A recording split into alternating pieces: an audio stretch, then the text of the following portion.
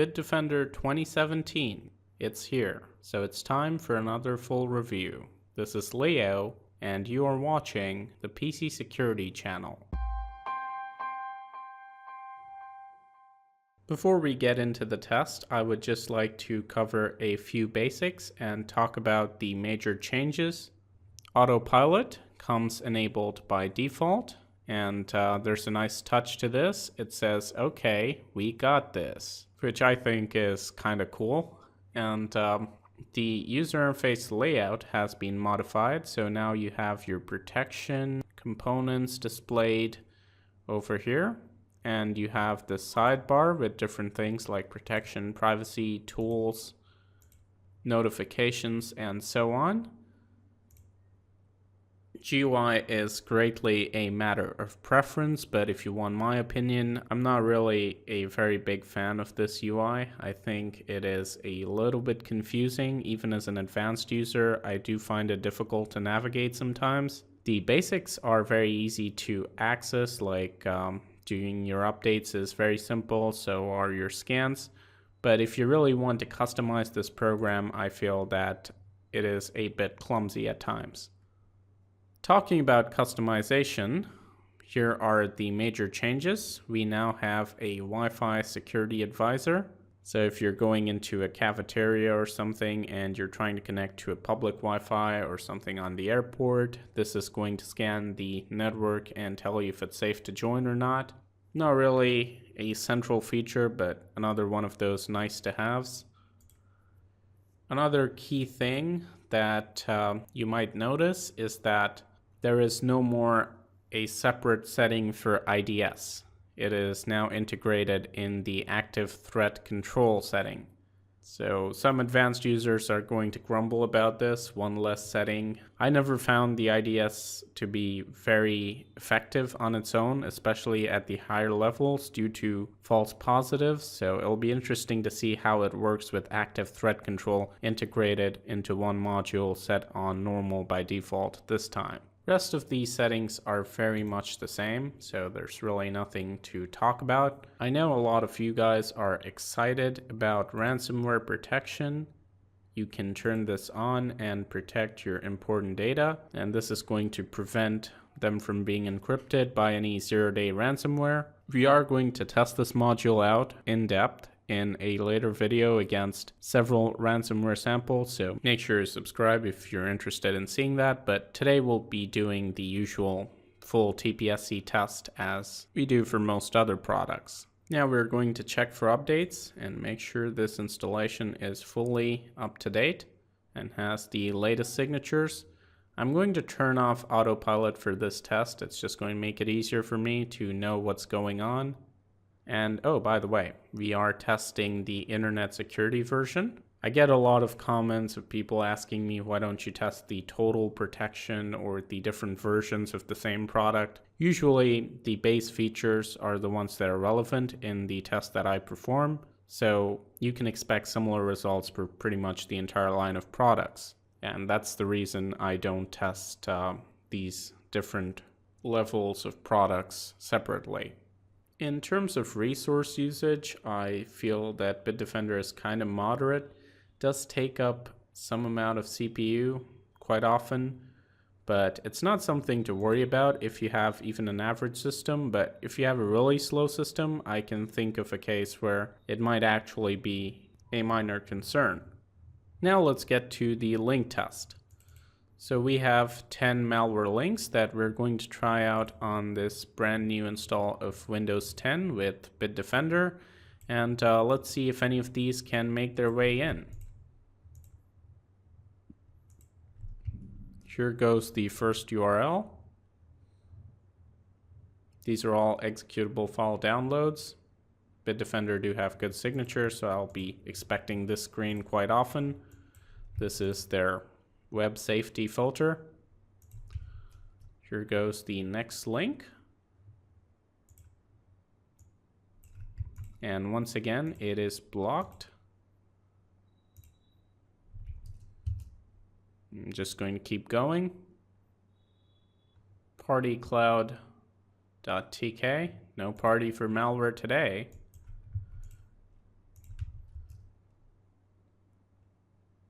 startpage.exe. I think I've seen this file name several times, but there's no way to verify that it's the same malware, so I got it anyway. This one is also blocked. Here is a tempting malware link, office key serial 16.exe. This is probably one of those file names that people usually fall for.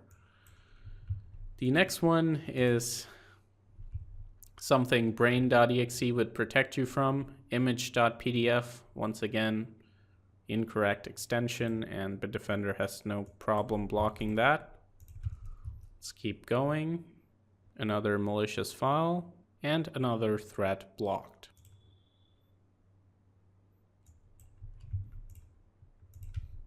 So far, so good for Bitdefender. I haven't seen anything even download.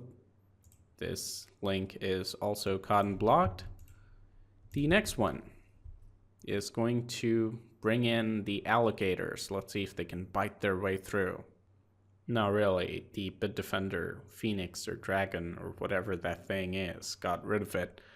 Now, I would like to state that I do notice a bit of a slowdown when it comes to these pages loading. I just tried them out like a few minutes ago on my host system and they were loading a bit faster.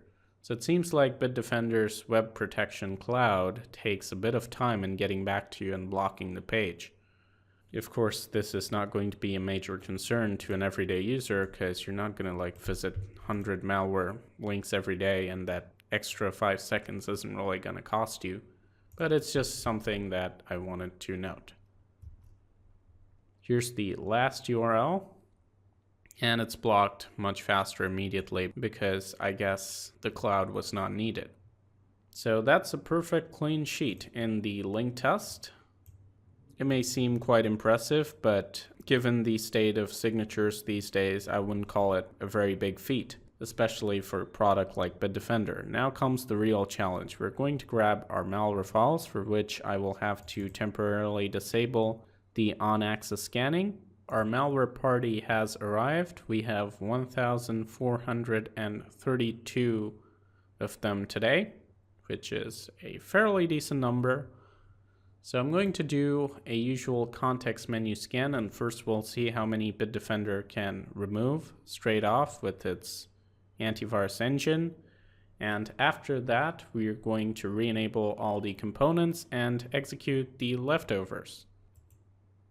Standard procedure here at TPSC. So here's the scan. Bitdefender scan speeds are usually moderate. Let's see if they have improved on that. Meanwhile, I'd like to talk about a few other improvements which I noticed were mentioned in the official email I got from Bitdefender. One is that their cloud infrastructure is supposedly improved to deal with new ransomware, and they have also improved their Safe Pay module. So I'm interested to see how the first one is going to work out in practice.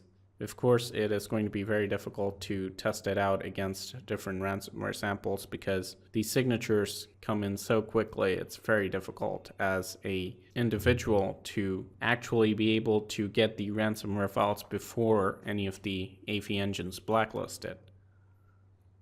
But I'm going to try a few tricks and we'll see if we can check out some ransomware protection. I'm going to try some famous ransomware variants, as I mentioned earlier in an upcoming video.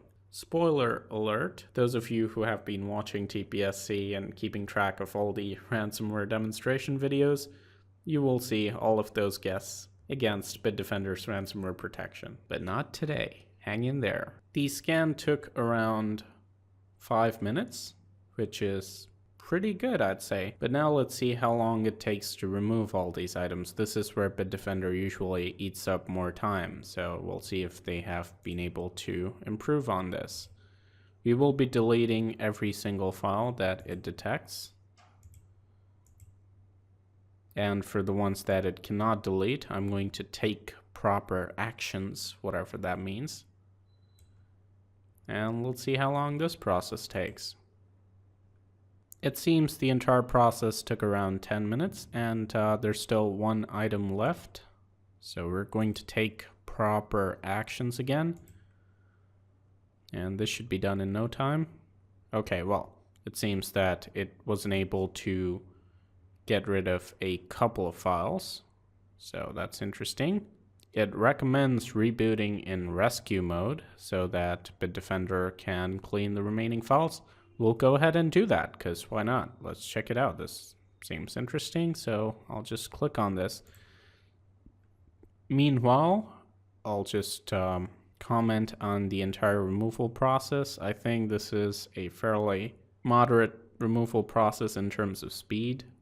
I have seen products that do it a lot faster, and there are also a few products that do it slower. What's quite funny is it has to go into rescue mode in order to remove a few files which are not even active on the system. They're just sitting on the desktop. I mean, I can delete them manually if I wanted to. But, well, curiosity got the better of me, so here we are. Bitdefender's rescue mode.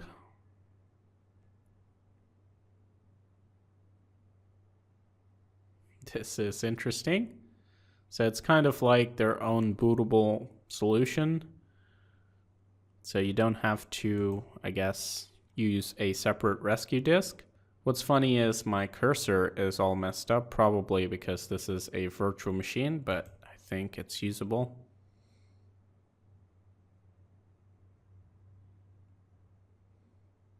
And now I think it is going to do an entire system scan. This is totally uncalled for.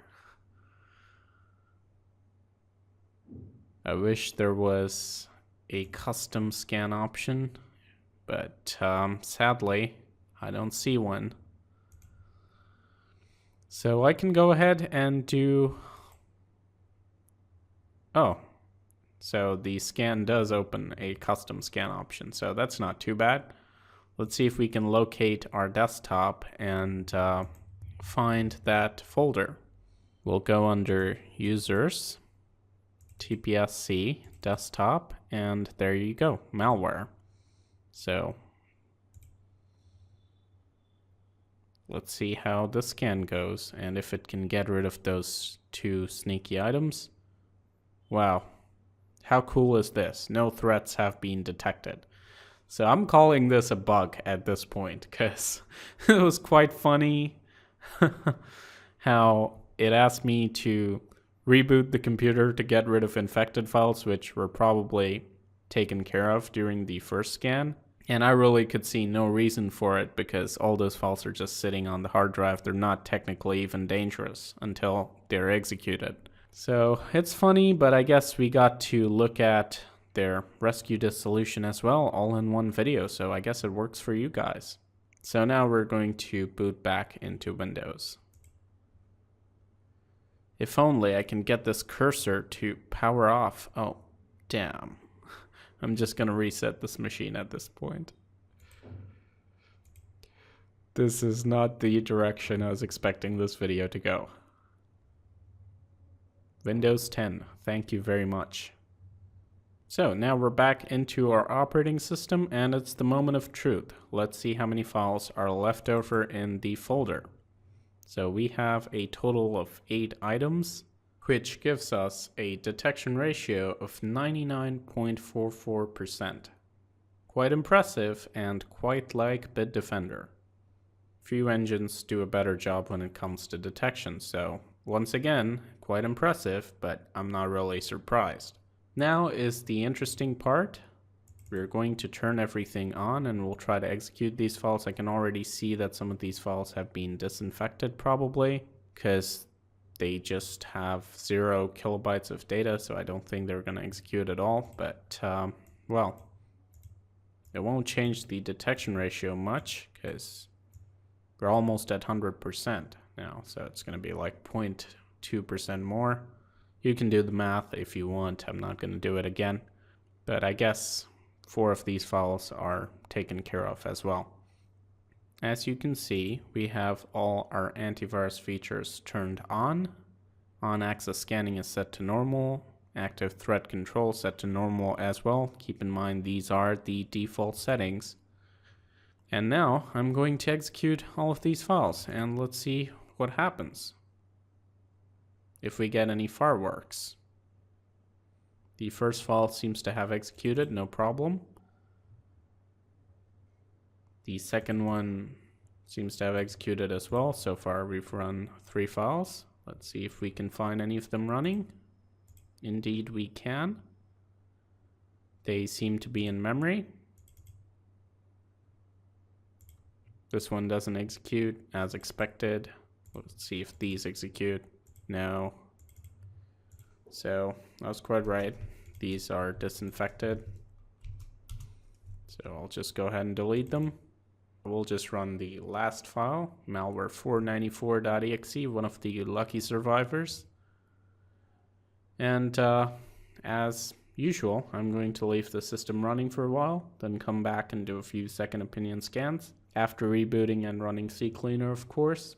It is possible that Bitdefender is restricting the activity of these malware files in the background. Maybe Antivirus control is taking care of them. I wanted to give you guys another update before I rebooted the system because I noticed a couple of processes which are just sitting here and doing pretty much nothing. So I doubt if they'll survive the restart. There's no CPU activity at all. RAM usage is minimal. So it could be one of 2 things. Either Bitdefender is blocking these files from doing anything harmful, or they were disinfected prior to me executing them, which could have happened. How? Black magic. No. You see, a lot of executables are self-extracting archives and may contain several files inside them, including a malicious payload. Some of them can download the malicious payload after execution, and if Bitdefender goes inside those files and removes the malicious part, we wouldn't be able to know. It would still show up as a file on Windows Explorer, but it wouldn't be a threat, which might be the case when it comes to malware 29 and malware 273, or maybe they're just being blocked right now. I don't know, but I'll reboot the system and we'll see if anything was able to infect this computer. All right, time for these second opinion scans. Nothing, nothing, and nothing. So nobody came up with any threats whatsoever. The system seems to be spotlessly clean, and I think I do know the reason for that as well.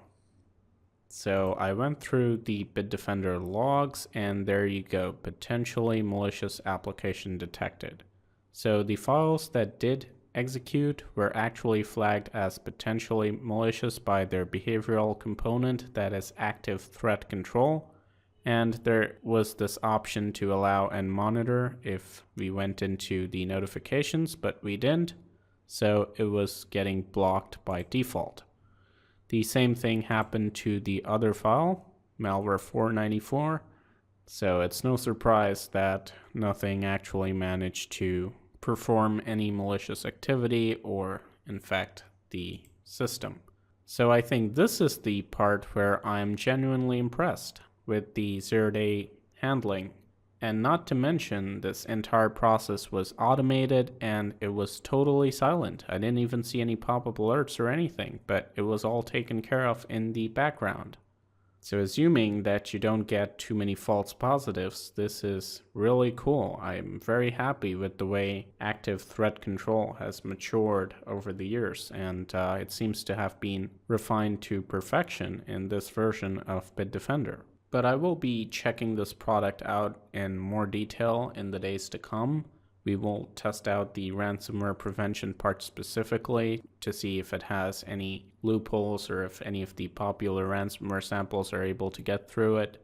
So I'll be looking forward to that, and hopefully you are too. In the meantime though, this seems to me to be a product that's hard to beat.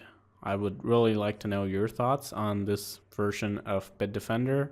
I know many of you are using it. I'd love to hear your experience. And yeah, if you have any conflicting views, that's what the comment section is for. I would love to have constructive arguments and discussions over there. For those of you who want to purchase Bitdefender, you can use the coupon code, the PC Security channel. You'll get a discount and it will help me out as well. Now, just to be clear, this video was in no way sponsored by Bitdefender. The entire test procedure is always independent, and I just did what I do with every other product. And I'm not trying to push this product or telling you to buy it.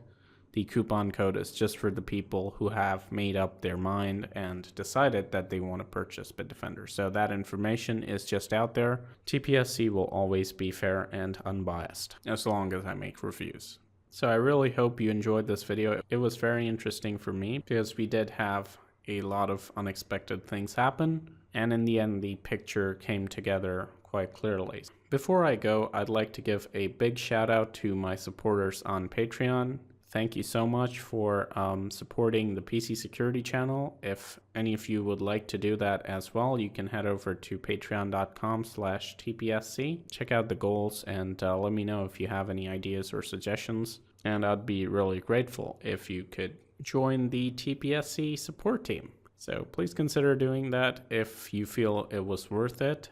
If you liked the video, please hit that like button and don't forget to subscribe to the PC Security channel if you haven't already, because we do have a lot of interesting videos coming up, and I know you guys love ransomware, so don't worry, we'll have that covered. I'll see you guys in the next video. For now, this is Leo. Thanks for watching, and as always, stay informed, stay secure.